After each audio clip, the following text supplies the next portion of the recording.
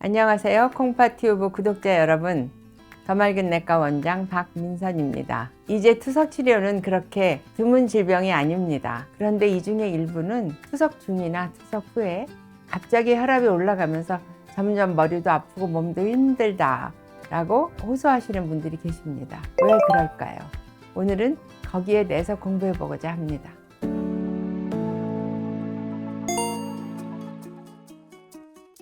투석을 한다는 것은 내 몸에 그동안 빠져나가지 못하고 쌓여있는 요독, 물, 소금기, 크레아티닌과 같은 요독을 일시에 4시간 만에 빼는 치료예요.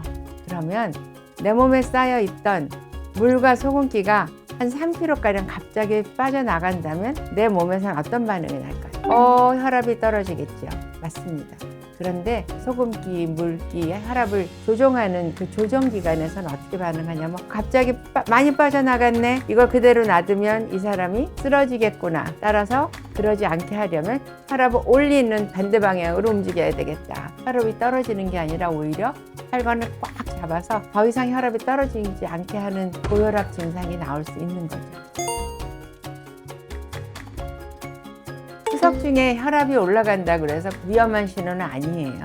우리가 환자들한테 혈압약을 쓰고 난 다음에 투석하러 올 때 130, 140으로 시작했던 환자들이 2-3시간 지나가면서 갑자기 180, 190, 200까지 올라갈 때 이 일을 어떻게 해야 되지? 하고 고민하는 경우가 많이 있는데 환자의 혈압에 대한 호르몬 체제가 갑자기 과부하가 걸렸다. 그랬을 때 우리가 주로 교감신경이라는 것이 올라가면 혈관을 점점 좁게 만들어서 혈압을 유지하게 하는데 이게 좀 과해지면 혈압만 유지하는 게 아니라 엄청나게 올라가게 할 수 있다. 과부하를 멈추려면 어떻게 해야 될까요? 환자분이 투석과 투석 간의 체중을 너무 많이 올려놓으면 갑자기 체중을 빼야 되고 이렇게 되면 그 과부하는 더 심하게 걸릴 수 있겠죠. 그래서 첫째는 환자가 투석과 투석 간의 체중이 늘리는 거를 조심해야 된다. 어느 정도로 조심하냐? 3% 미만. 그 이내에서 체중을 늘려왔을 때 우리가 4시간 동안 투석할 때 비교적 안전하다. 둘째는 의사가 할 일은 투석 중에 빠져나가지 않는 혈압약이 무엇이 있는지,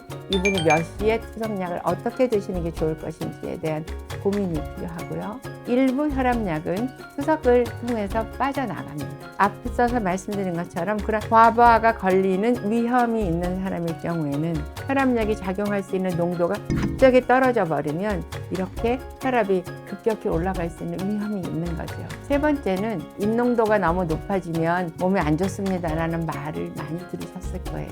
인이 높으면 내 몸에 혈관에 칼슘과 인이 결합을 합니다. 그래서 혈관의 석회화 빠르게 진행하죠. 혈관의 탄력성이 없어집니다. 그래서 올라갈 때는 너무 올라가고 떨어질 때 너무 떨어지는 위험이 발생하거든요. 이런 급격한 석회화가 없도록 하는 것이 치료이고 예방입니다.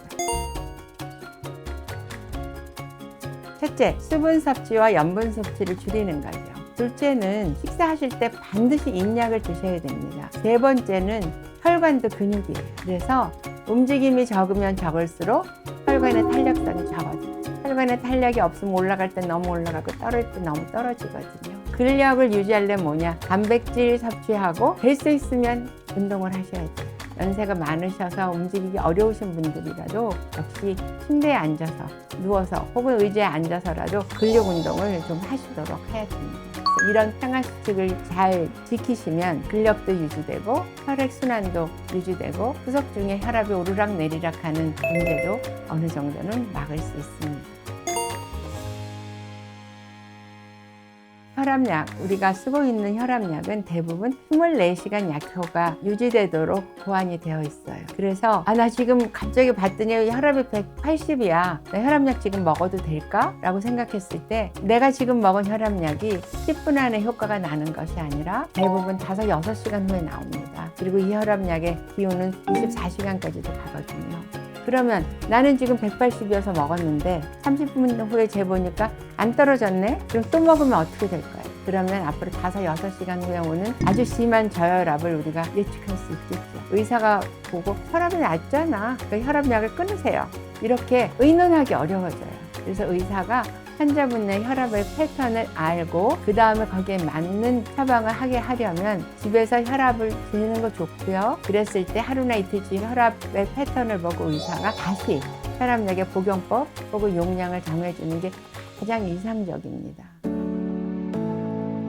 오늘은 자칫하면 심한 고혈압, 심내혈관 장애까지 일으킬 수 있는 수석중 고혈압에 대해서 공부해 봤는데요. 겁내지 마시고 의료진과 함께 꼭 의논하셔서 이 일을 슬기롭게 해결하실 수 있길 바라겠습니다. 오늘의 컨텐츠가 도움이 되셨다면 좋아요, 구독 부탁드립니다. 감사합니다.